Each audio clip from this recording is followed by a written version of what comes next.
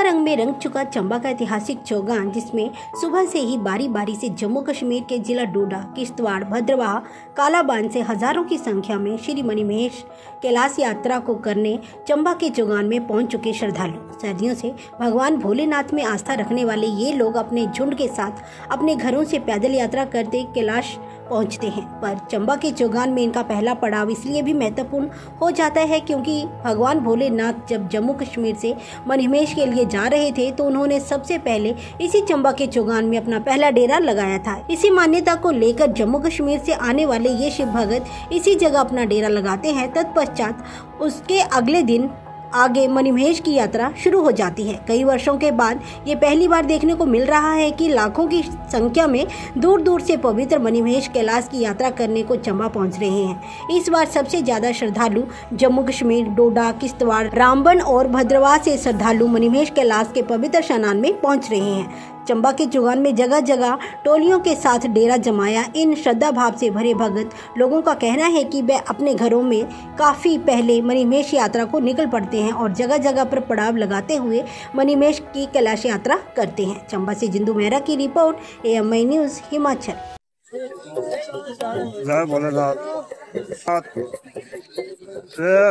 श्रद्धालु district Ramban, district डोडा से, district Kishtwar से आए हैं। जो ये पहला पड़ाव स्थान है चंबा चौगान, यहाँ पर शिव जी आया था, पहला चौगान बनाया था। ये स्थान शिव जी का बना हुआ है। ये श्रद्धालु जो भी है शिव के भगत हजारों के हिसाब से हम यहाँ पर रुके हैं।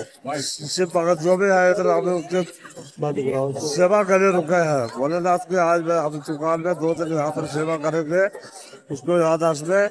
और कल हम यहाँ से आगे निकलेंगे बरमौर में।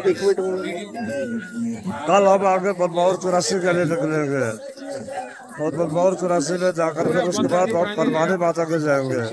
परमानी के दर्शन करके फिर 84 मंदिर के दर्शन करके तो आगे हम फिर चलेंगे हरसद और दरसू थाने पर हम रुकेंगे। रात को दरसू थाने पर रुकेंगे। फिर उसके बाद हम आगे का पड़ाव जाएंगे गौरीकुंड में एक रात रुकेंगे और उसके बाद फिर हम दाल झील पर 10 तारीख को पहुँचेंगे। वहाँ पर दाल मेले के लिए हम राधा अष्टमी का स्नान कराएंगे। जो देवते हमने घर से लाए उन देवतों का स्नान करवा के वहाँ से हम वापस मुड़ेंगे घर के। जी जय भोले की। देखिए हम रामबन से आए हुए हैं, हर साल की तरह इस साल भी आए हुए हैं। तो एक्चुअली हम इतवार को निकले थे, यानी संडे को घर से निकले थे। तो हमारा एक अपना पड़ाव है वहाँ पे कराउल में शिव मंदिर में, वहाँ पे रुके हुए थे। फिर दूसरे दिन वहाँ से निकले हम बसोली मंदिर में रुके। तीसरा पड़ाव हमारा यहाँ पे रहा चौगान में। अब कल की जो तैयारी हमारी यहाँ पे रहेगी भरमौर में। परसों हम जाएंगे भरमानी माता, उसके बाद हर्षल जाएंगे। ऊपर हर्षल से निकलते हुए रात को स्टे रहेगा हमारा धनसू। उसके बाद हमारा स्टे रहेगा थोड़ा गौरीकुंड और उसके बाद डल। ये जो चंबा चौगान है तो ये ऐसा मानते हैं कि जो शिव शंकर जी जब पहली बार आए थे अपने कश्मीर से भागते हुए तो पहला उन्होंने डेरा यहाँ पे लगाया था और दूसरा जो डेरा लगाया था वो भरमौर में लगाया था। तीसरा फिर वैसे ही ऊपर धनसो में लगाया था, फिर बरमानी में और उसके बाद कैलाश पे डेरा लगाया था। वो और अभी भी वहीं पे बैठे हुए हैं ऐसा मानना है। तो आपको कितने दिन हो गए यहाँ पे? संडे को निकले हुए हैं, यानी 3 तारीख को निकले हुए हैं, तो आज 5 है, 3 दिन हो गया हमें निकले हुए। शंकर की प्रेरणा से है, 13 साल से हम लगातार सेवा कर रहे हैं। और मतलब जो सुबह, शाम और रात को 3 टाइम हम जैसे शंकर कहते हैं उसके हिसाब से लोगों की सेवा करते हैं।